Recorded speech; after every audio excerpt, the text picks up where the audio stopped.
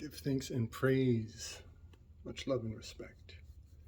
Welcome back, dissidents. I'm going to start putting this information together very rapidly in shorter bursts of information so I can make sure I don't miss any details. I want to focus on two topics today. I want to focus on the Altair constellation, which is this would be the podium, this would be the touchstone, this would be the location where the symposium, the circle of elders, comes together and take their turns passing around the talking stick, you could say.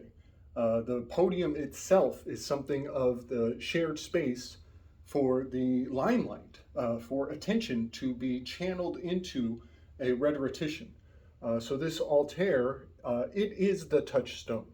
This is the location where, although in the symposium they are all lounging in their seats, today we literally talk about passing the talking stick, the microphone, passing it around. Well, the microphone becomes the touchstone.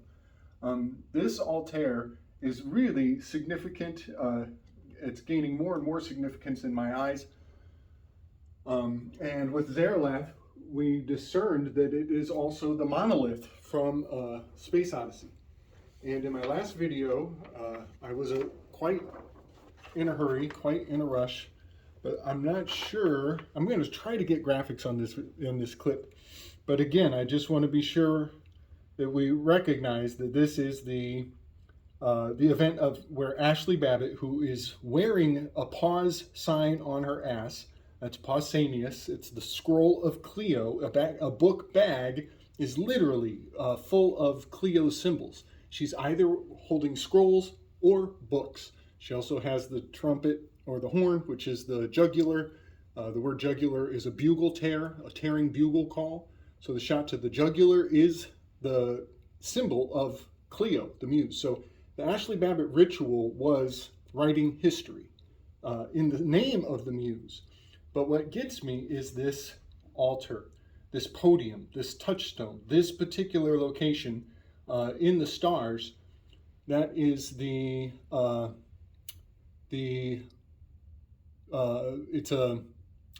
it's the turret in the stairwell where she died next to. You know, the blood. It's supposed to appear as though the blood was spilled on the altar, and that just gets me because it is the monolith of 2001, and it's also your cell phone. Meaning that we are all touching the stone. We're all passing the microphone around.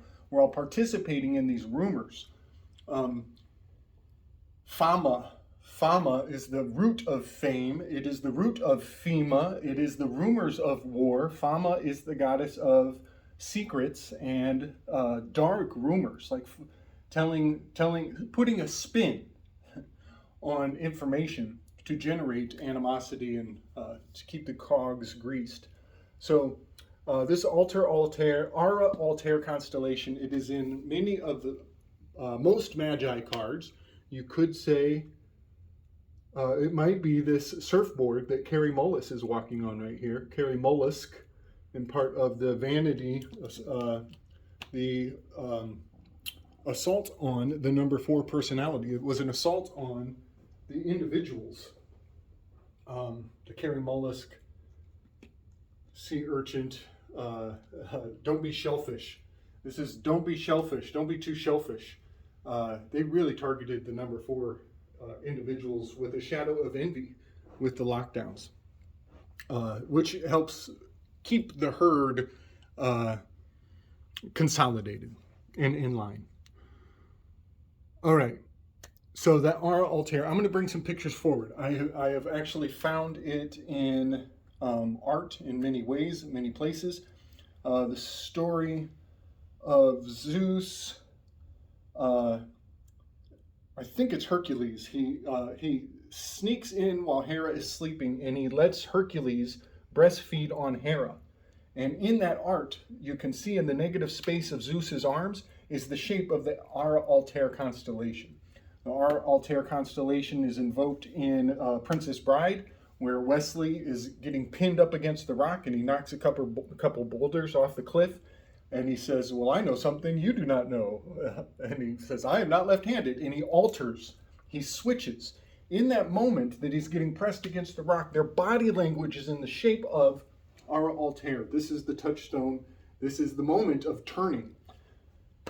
It's also in the moment where Indigo Montoya, in this constellation, is right next to the Altair constellation. So when Indigo Montoya gets his revenge, you son of a bitch, we're literally putting our goosebumps, we're putting all of our heart feels into the Ara Altair constellation. The entire scene when he kills the six-fingered man is surrounded by altars. And on all the altars are all the candles, and then there's a fruit basket. The whole thing is identical to all the essence of the sacrificial altar.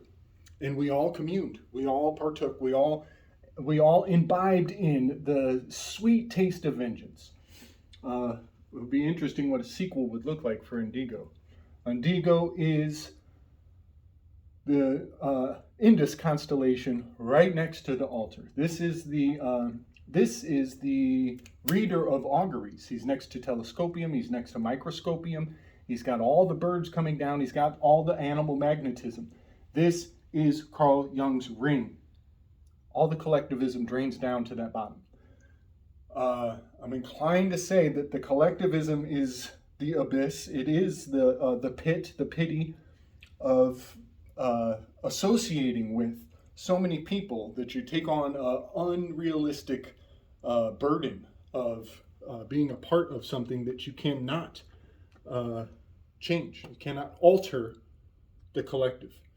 And if that is the case, then the North Pole is truly the gemstone of the individual, the singularity. The only thing you can control is the one, the self.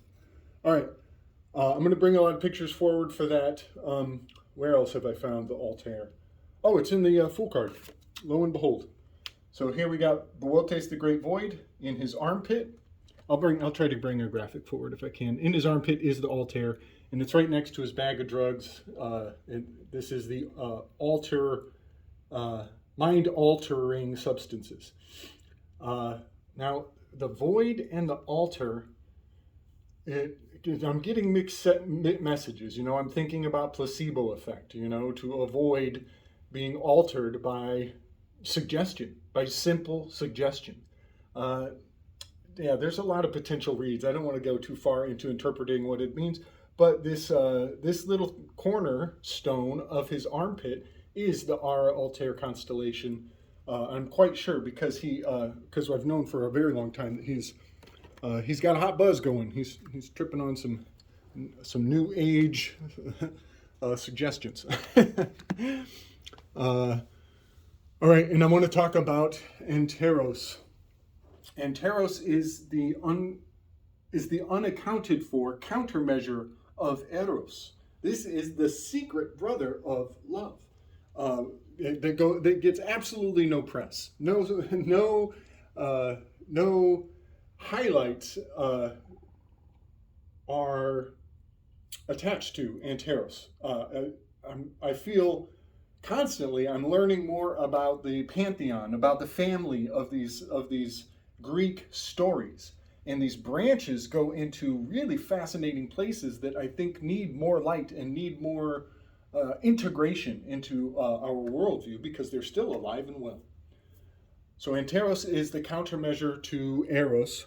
This is the dynamic I've been looking for because in the beginning of the symposium, again, it is the elder is pursuing the youth in the beginning of the symposium. And at the very end, when we think it's all finished, when Eros has been identified, when Socrates finishes his eulogies, it is actually an Anteros who comes into the room and just knocks everything down. And he rearranges people's assessment of what they thought they knew in ways that Socrates couldn't even come close to. It is so fun and fascinating. I do believe that in this case, it becomes the youthful who is pursuing the elder, and Socrates does not return the affection.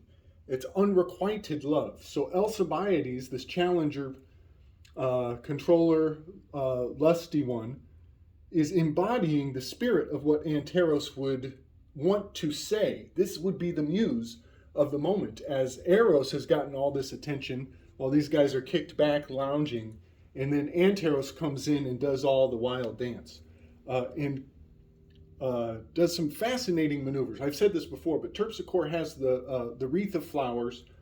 Erato is a wreath of laurels. This is loyalists. They want their laurels, laurelists, right? And ivy is actually Dionysian, the phenomenological spirit, number 3. And that's ivy. This is an ivy wreath on Dionysus. And as Alcibiades comes in the room, he literally uses the wreath to eclipse Socrates, to pretend he didn't see him as he walks by. The wreath is used strategically, and Alcibiades is a master strategist. And then he goes and he bounces off of Agathon, the host of the party, and he takes the number 6 seat, and he's trying to be Mr. Sexy. He's trying to gain all of the admiration. Alcibiades is a challenger controller, number 8. However, he wanted Erato to be his muse. He wanted to be the playboy. He wanted all the sexiness of the 6 so he could gain all of people's veneration of him. So he put a lightning bolt on his shield so that the spirit of Erato would shine favorably upon him. The lightning bolt on his shield of Erato, I think, has become the lightning bolt of excommunication that the Catholic Church uses, and is also on Thomas Hobbes' Leviathan. Right across from the canon is the lightning bolt of excommunication. But that is also Erato. It's hiding, it's obfuscating this Erato. So the number 8 in its relationship to the 6 plays out. These dynamics play out in so many stories, so many echoes. It's fascinating. It's actually very rewarding. Okay. Now, I want to mention the Erotes. Erotes. These are like the little baby cherub angels that you see in paintings all the time. They're also the dynamics of, the emotive dynamics of the scene. And so even if you're just reading a story, you can actually get a sense for which of the Erotes is integral to the dynamics of the characters. And these are said to be the retinue of Aphrodite. Aphrodite is a number 4. She is Venus on the half shell. They are said to be her retinue, but I don't really give them a lot of association to the individual number 4 because it's kind of the loner with that envy shadow. I give the Erotes a strong relationship to this number 6. I see them as almost a byproduct of reflection. When Phaedrus is talking about Eros, love, when he talks about it, there are little cherub babies popping out of the seams from and between his words that go unsaid, but register all the same. And then you go to a number 3 talking about the number 6, and you're going to get a different combinations of these Erotes. Now I want to rip through quickly the nature of these Erotes. I am beginning to believe, and I do not have full mastery over this potential, I think these Erotes are the interior angles. I think I could theoretically systematize to a slight degree these interchanges of integrating and disintegrating, the stress, the carrot and the stick, the give and the pull of going from an 8 to a 2 or an 8 to a 5. And the reason I say that is because each one of these cherubs, their names are two-parters. They have two-part names. The first one is Hedilogos, whose name is sweet talk. Now, I'm inclined to, I don't want to get it wrong, but talk is number 1, is the polyhymnia. That's her forte. Sweetness is the forte of, is it Calliope? I think it is Calliope. The one with the, no, it's Euterpe. Euterpe is the sweet one. Because of drugs and intoxicants. So between talk and sweet, I see something of a 1 to the 3 going on. All of these little cherubs have two-part names, and there's something going on with an origin point and a destination, or the opposite, the inversion of it. I'm not quite sure how to systematize this, but I think there is a potentiality there. Hedi logos is, I believe, the origin of addiction. Hedi, logos, adding diction, adding words and reasoning and thought. This is, if you have addiction, you sweet talk yourself into one more cup of coffee. Tomorrow, I'll quit tomorrow. And then I'll feel, oh, I've done it for 12 days, I haven't had coffee. You're sweet talking yourself into and out of addiction. I want to be clear that these have reversals. While I could just tell you that this is addiction, where you talk yourself into more. It works the other way around, where you talk yourself into a sense of pride or self-reward for not engaging in addiction. That also is sweet talk.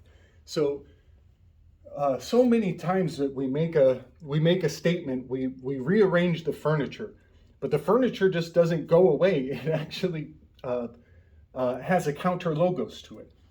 So sweet talk and addiction is definitely double-sided. Next is, also flattery. Edilogos and flattery are synonymous. I want to list all the names for Anteros. I think Anteros is the alpha of all of the cherubs, and some of his synonyms for his presence in an experience is returned love, requited love, accounted love, and counterpart to love. And so if Eros is the main Cupid, that's the one everybody has boiled these all down to just Cupid. But the Cupid works in mysterious ways. Cupid is Eros. He hits the one who falls in love. But his brother has to go and do the other job, which is hitting the one who is beloved.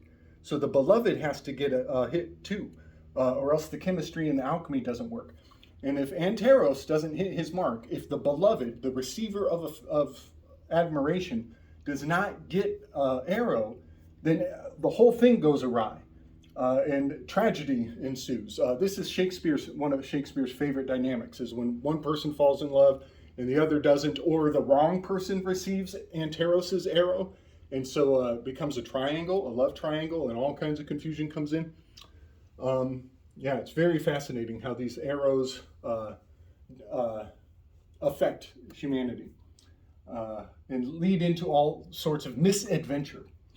Next one is Hermaphrodite. This is the effeminate one who is merged with a water nymph in this one's stories. Aphrodite is the son of Aphrodite and Hermes.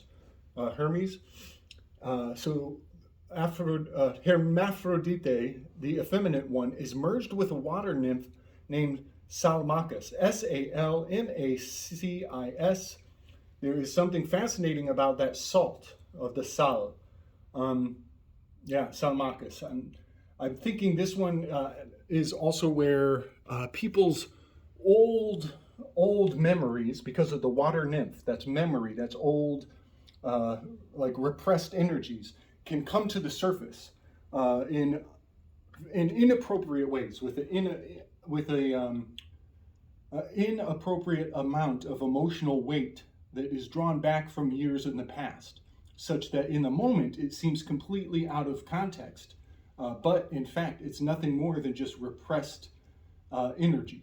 And that's very effeminate to go completely emotional without explaining how it all built up. We don't have time in the conversation. That's why it comes out as an explosion of emotion, because it has the weight of so many years behind it, making it seem inappropriate because we don't have time to talk about where it comes from. Hymeros is the impetuous one. I think Hymeros is the unrequited love. I think Hymeros is the department that is responsible for when Anteros misses the mark or hits the wrong person. And so there's a lover trying to seek a beloved who has not received a strike from the other arrow required for love to happen. And I think that's where the impetuous one, Hemeros, comes into play. Hemeros is very dynamic. I think this has something to do with Iblis. This is sometimes depicted with a colorful headband. Hemeros has a colorful headband called a tenia, Taenia. That colorful headband makes me think of the peacock feathers of the Yazidi, who are worshiping an openly Lucifer character. It's like a dark gospel in the Middle East, and it's a very important part of the story. If we lose that part of the story, a lot of things collapse. It's kind of a linchpin. But that peacock, Yazidi, is a impetuous one. He refuses to bow to Adam, and oh yes, he's born next to Aphrodite. Hemeros, which makes him the placenta of Aphrodite. This impetuous one is also the placenta of Aphrodite. There's so much in there. I'm gonna move on because I'll get quagmired in. Next one is Hymenaeos, Hymenaios, and this is the bridal hymn. This is what roots all of these Erotes in the number 6. Number 6 is the bridal hymn, the need for another person in your life, the sense of incompletion that we consummate with a vow of loyalty to our significant other. So yeah, that's the bridal hymn, is Hymeneros. And you'll notice there are 3 cherubims, 3 little babies on the lover's card, which doubles into the 6 Erotes. And then the last one is Pothos, which is very similar to Pathos. I know, I'm quite aware. And Pothos has a kind of for one, he's unique in his name, right? He doesn't have the H. Or actually, the H is hidden in the middle. But Pothos is like an adoptive brother. He's not really part of the family. He seems to have been appropriated somewhere along the way. He's like Loki. He's strangely like Loki, where he has his name means longing or wanting, and he's often depicted with a white Asphodelus albus flower, Asphodelus albus flower. And when I see bus on the end of anything, I definitely think of what is hidden. It means to search, to hide. It means more. And in reverse, bus is sub, so it sneaks into the subconscious. So yeah, the Asphodelus albus flower. In India, I think that the Erotes are depicted often as what is called the Kumaras, Kumaras. I've seen them in the Indian depictions of these little cupids. I've seen them as just 4 little babies. I think that there may be more in India, but when they compact into just a simple number 4, that is something of the tetramorph. That's the Metatron. It helps the idea travel. So they very likely have an interdynamic unpacking that happens from the Indian mythos. But I just want to put all these little naked babies that are always on the art into their appropriate context. I remember I was helping an elderly woman move her furniture, and she was Catholic, and her furniture had painted naked baby butts all over it. And we were just kind of joking about her furniture, like, you know, is Catholicism like secretly, covertly venerating the pederasty that Pausanias was keeping immortal in the symposium? What's up with these naked babies? Well, I think I'm seeing actually some of the reveal of what they actually mean. And it does seem inappropriate to the profane eye. I know that. It is inappropriate to the profane eye for naked babies to be all over the place. It's really gross. But if you were a matriarch, if you were a mother, you would see these and it would pull on your heartstrings in a totally different way than it does furniture movers, right? It has a sacred place in their pantheon, and I have to respect that. Also, the body language of those little naked babies is actually going to tell you which one they are by the way they align to one another and to the scenery of the painting. So again, with the angels and the angles of the interior dynamics of this Enneagram, part of putting it in an uncomfortable context, it keeps people from finding the secrets of it. Again, like me and my buddies, when we were movers, we saw it as profane, but on a very subtle level to the initiated, it's revealing dynamics that are so ethereal that we almost defile ourselves to put judgment on it. All right, y'all. Give thanks and praise, much love and respect. I'm going to try to get some graphics in on this one. I found a fascinating anagram, Aristophanes. This is a persona. This is leading me to believe that the French had much more to do with Plato's Symposium, way more to do, and that the whole thing is much more modern than we could ever imagine. Agathon being the host of the party, and the agathodaimon that is the ring, I think of probably the Black Pope, is fascinating because of the two fingers here. That's the mind-body split. The Cartesian split that Kant did psychological operations on humanity to the utmost. Kant proliferated the false equivalency of the corpus leviathan. Socrates started this. He said, if we could imagine a city as a single individual, then we could talk about the whole city in a much more efficient way. Kant expanded that out. The golden rule of the individual: do unto yourself what you would have done unto others, others unto what you would have done to yourself. Kant expanded that into the entire fucking city. It's a crucial linchpin. And so Agathon being the host, Agathon being the host. It has so much more meaning than what we see on the surface in its relationship to the agathodaimon that is the male Hydrus constellation right there at Cygna Octantis is so profound. This whole project's taken on interesting light. I'm going to stop there so I don't overload my memory, and hopefully I can get some graphics in on this. All right, everybody. Big love and respect. Hang in there. I'll be back very briefly.